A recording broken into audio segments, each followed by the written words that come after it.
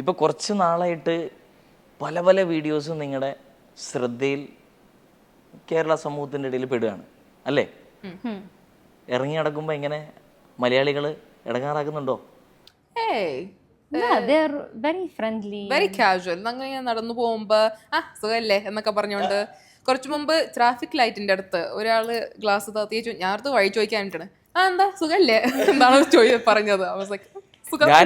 ഞാൻ ശരിക്കും പറഞ്ഞാൽ നിങ്ങൾ അമ്പരുന്ന പോലെ തന്നെ ഞാനും അമ്പരന്ന് നിൽക്കുകയാണ് നിങ്ങളുടെ മലയാളം കേട്ടിട്ട്. സത്യം പറഞ്ഞാൽ ഒരു മലയാളിയോട് സംസാരിക്കുന്ന പോലെ തന്നെയാണ് സാധാരണ രീതിയിൽ പൊതുവെ ഇവിടെ അറബികളോട് സംസാരിക്കാൻ ഒരു മടിയും പേടിയും എല്ലാവർക്കും ഉണ്ടാവും, ഇല്ലേ? അതുകൊണ്ട് അത് എന്തുകൊണ്ടാണ്? നിങ്ങളെല്ലാരും പേടിപ്പിച്ച് വിടുകയാണോ? നിങ്ങളോട് പേടിക്കാൻ ആര് പറഞ്ഞു? അതൊരു മിസ്കൺസെപ്ഷൻ ആണ്. I mean Arabs are chill. We're very chill. നിങ്ങൾ ചില്ലാണ്, അത് കറക്റ്റ് ആണ്. അല്ല, Arabs in general we're very quiet. അങ്ങനെ അധികം മിണ്ടാറില്ല. സോ ചിലപ്പോൾ അതുകൊണ്ടായിരിക്കും ആൾക്കാർ സംസാരിക്കാൻ വരാതിരിക്കണം. ഇങ്ങനെ അച്ചടക്കത്തോടെ ഇരിക്കുന്നത് നോക്കണ്ട, ഇവരിങ്ങനെ കുഴറ്റമൊന്നും അല്ല കേട്ടാ. അതിപ്പോൾ തൽക്കാലം പിടിച്ച് ഇങ്ങനെ വെച്ചിരിക്കുകയാണ്. ഞാൻ കുറച്ചൊരു ഷോൻ്റെ ഞാൻ തോന്നുന്നു ഒരു 4-5 മിനിറ്റ് കഴിയുമ്പോൾ ഇത് മൊത്തം അങ്ങ് പൊട്ടിത്തെറിക്കും. അപ്പോൾ നിങ്ങളുടെ ആ ഒരു ചെറു പ്രായത്തിൽ കളിച്ച് നടക്കുന്ന സമയം തൊട്ടേ ഉള്ള ഒരു ഞാൻ തോന്നുന്നു മലയാളം ആണ് നിങ്ങൾ സ്റ്റാർട്ട് ചെയ്തെന്ന് തോന്നുന്നു. അതിൻ്റെ ഒരു കഥ ഒന്ന് പറഞ്ഞുതരാമോ? സ്കൂളിൽ നിന്ന് തിരിച്ചു വരുമ്പം ലഞ്ച് കഴിക്കാൻ ഡെയിലി VCR ഇട്ടിട്ട് what's that movie Kunchacko Boban പ്രിയം കാണും എവറി സിംഗിൾ ഡേ. അത് കാണാതെ ലഞ്ച് ഇറങ്ങിയല്ലോ. So that's my childhood memory. മറിയംൻ്റെയോ? അതായത് ചെറുപ്പത്തില് ഞങ്ങളുടെ വീട്ടിലെ വർക്കേഴ്സ് എല്ലാവരും മലയാളികളാണ്, ഡ്രൈവേഴ്സ്, നാനീസ് എല്ലാവരും. അപ്പോൾ ഞങ്ങൾക്ക് UAE തന്നെ ഒരു മൾട്ടി കൾച്ചർ സൊസൈറ്റിയാണ്. അപ്പോൾ നമുക്ക് ഇംഗ്ലീഷ് ഓപ്ഷൻ ഉണ്ടായിരുന്നു, ഇംഗ്ലീഷ് മൂവീസ് ഓപ്ഷൻ ഉണ്ടായിരുന്നു, അറബിക്, മലയാളം. പക്ഷെ നമുക്ക് ഏറ്റവും കൂടുതൽ പിടിച്ചത് മലയാളം മൂവീസ് തന്നെയായിരുന്നു.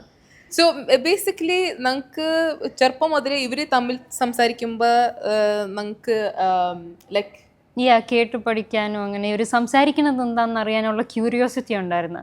അങ്ങനെ ക്യൂരിയോസിറ്റി വന്നാണ് പഠിച്ചത്. എങ്ങനെയാണ് ഇത് പഠിച്ചെടുത്തത്? അത് എനിക്കറിയണല്ലോ, എൻ്റെ മോനിക്ക് പഠിപ്പിച്ചു കൊടുക്കാൻ വേണ്ടിയാണ് സത്യം പറഞ്ഞാൽ. മകനോട് സിനിമ കാണാൻ പറ, റേഡിയോ കേൾക്കാൻ പറ, ബസ് അത്രയുള്ള കഴിഞ്ഞു. ഈസി. അങ്ങനെ മാത്രമല്ല, ഇപ്പൊ ഒരു ലാംഗ്വേജ് നമുക്ക് ഈ മലയാളം നമുക്ക് ഇത്രയ്ക്ക് ഇഷ്ടപ്പെട്ടുകൊണ്ടാണ് ഞങ്ങൾ പഠിച്ചത്. ചെറുപ്പത്തിലെ നമുക്ക് മലയാളം സിനിമയായിരുന്നു കൂടുതൽ ഇഷ്ടം. മലയാളം സീരിയലൊക്കെയാണ് ഞങ്ങൾ കണ്ടുകൊണ്ടിരുന്നത്. അതുകൊണ്ട് ഈ ലാംഗ്വേജിനോട് നമുക്ക് ഇഷ്ടം തോന്നി. അപ്പം അങ്ങനെ സ്വാഭാവികമായിട്ട് പഠിച്ചു. ഇത്ര ഫ്ലുവൻ്റ് ആയിട്ട് മലയാളം പഠിക്കണമെങ്കിൽ സീരിയൽ കണ്ടാൽ മതി. സീരിയൽ കണ്ടാൽ എളുപ്പമായിട്ട് പഠിക്കാം. ഏത് സീരിയലാണ് കണ്ടോണ്ടിരുന്നത്? Back in the days there was Chandanamazha, it's trending now.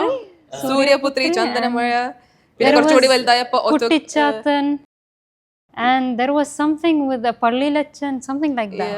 Kathanar. Yeah. എന്റെ പൊന്നോ, ഇത് എന്തൊക്കെയാ ഞാൻ കേൾക്കുന്നേ.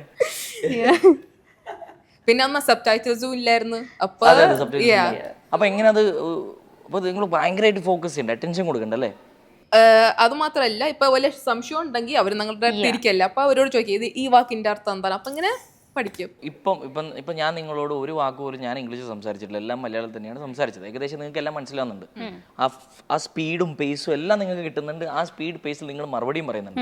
അപ്പൊ ഏകദേശം നിങ്ങൾ ഈ ഒരു ലെവലിലേക്ക് എത്താൻ വേണ്ടി എത്ര സമയം എടുത്തു? ഏകദേശം We were 6 or 7 years old. 6-7 വയസ്സിൽ ഓൾറെഡി.